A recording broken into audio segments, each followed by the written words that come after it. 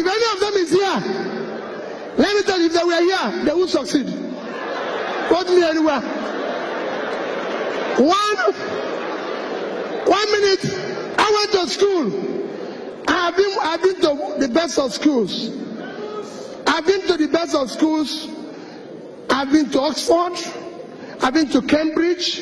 I've been to all of them. And I tell you what, how many have you ever seen anybody in this country who walked into the bank and was given money based on intellectual capital? They will tell you to bring your grandmother's house, your father's old house, by the time you finish it, that's it. Bill Gates was given $1 million. Go and read the history of Microsoft by a bank for a young boy who was in a garage. Steve Jobs and his friend Wozniak was given $2 million. Who would have given them that type of money here? Nobody. Let me tell you, Steve Jobs went and brought John Scully. John Scully was the CEO of Pepsi. Steve Jobs sent him a text and continued to send him a text. Do you want to continue selling sugared water, or do you want to be part of changing the world? One day, John Scully got up and said to Pepsi, where is President and CEO? I'm leaving this company. I want to go and join these small boys in a garage. Which person will do it here?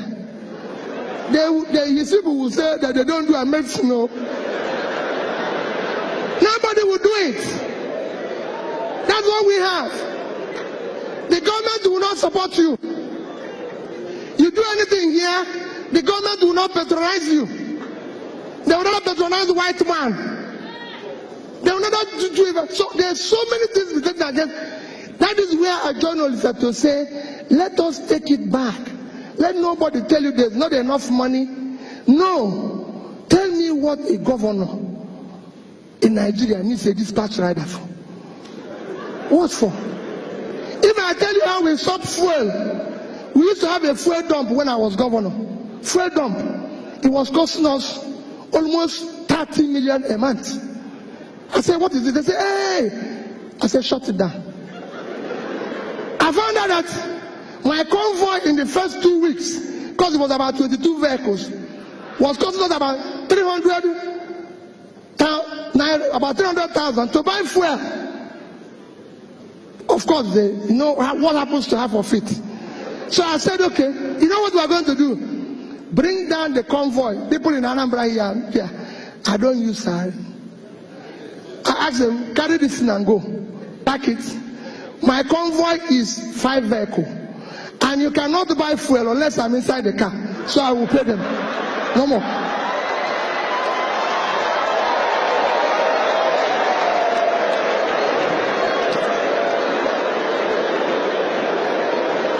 People will say, hey, wait a minute. I'm telling the youths that are here, it is your future that they are toying with. I have children, I have kids. I have 2 lovely children that are graduates. Somebody told me yesterday, just yesterday, he said to me, my friend Chida, we were going somewhere, and I was telling him about the text my daughter sent to me. I wish I read that type of text to you and you will understand. And somebody said to me, oh, I saw your son going to, that one was in Vietnam. He was going to run somewhere. He said he's going for interview for job. Peter, can't you give him a job? Peter, can't you do this? The boy doesn't even have, I said, none of my children have car. I was the only person who is governor and bank chairman, not to them. Nobody elected them one. They have to look for a job. They have to do what they need to do. Take back your country. This country belongs to you. It is your future that they are toying with. You must take it back from them. It is not their country. And you must take it back from them. And how will you take it back from them? How will you take it back from them? When they invite you, go to your local government and ask the local government chairman who receives 100 million naira every month. What does he do with it? He will tell you no problem, yet he's buying new Jeep. This is somebody who has never seen car in his life. He now uses Jeep. His wife has become first lady of the local government. You go everywhere, a convoy will pass you. They say it's first lady of the state. First what? This man, this woman is like they used to tell me then, hey, Peter, you're not treating your wife fairly. Peter, you're not doing this. That this is this. I said, no. There's so many costs. If I tell you literally, if I have time and tell you cost of governance here, you won't be here. When I came back, when I started, we had about 10 governors' guest house. I said, what is governor going to do with this? I go to work in the morning, I go back in the evening. I'll come back. My cook then will cook about food that about 50 people will eat. I said, what is this for? They were killing one cow every day. I said, what is this for? He said, Your Excellency, I'm doing it in case if you come back with people. I said, have you ever seen me come back here with anybody? So why are you cooking for the people? Any day people will come here, I will let you know. Cook for only one person. One person. Me. I said, don't do it. You know, I come from Anambra State. There's too many big men. Of course. Like I told them, I said, don't allow any of them to come here. I don't have what it takes to entertain them. So what they do, they phone me, Peter, I want to see you. I come to your house in the evening. So I go to his house, because there he will bring his champagne, eat his fabulous food, and at times when I'm going, they will give me some to take back. Goodbye. But don't go to government house, because government house is not a restaurant. It's not a place to drink champagne.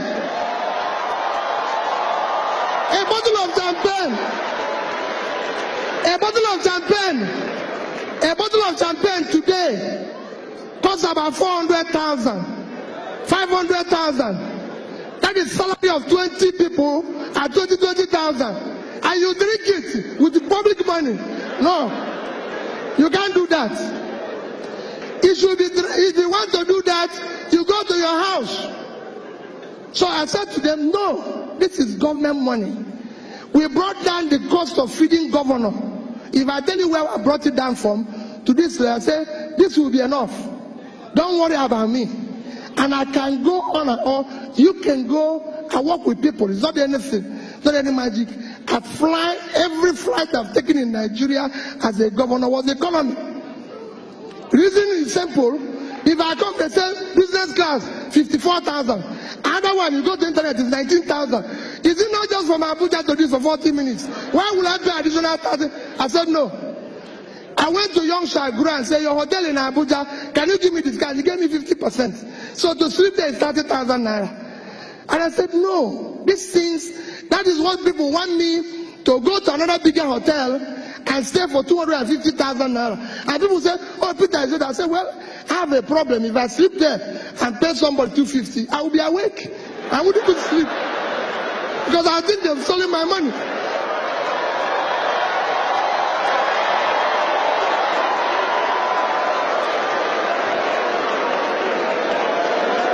Because I would think they have stolen my money. So it is important that you understand our government, we need to shut down cost of governance. Now state government needs a house in Abuja. The governor doesn't live in Abuja. They don't need all this. Nobody wants to kill you. I was governor for 8 years without bulletproof car.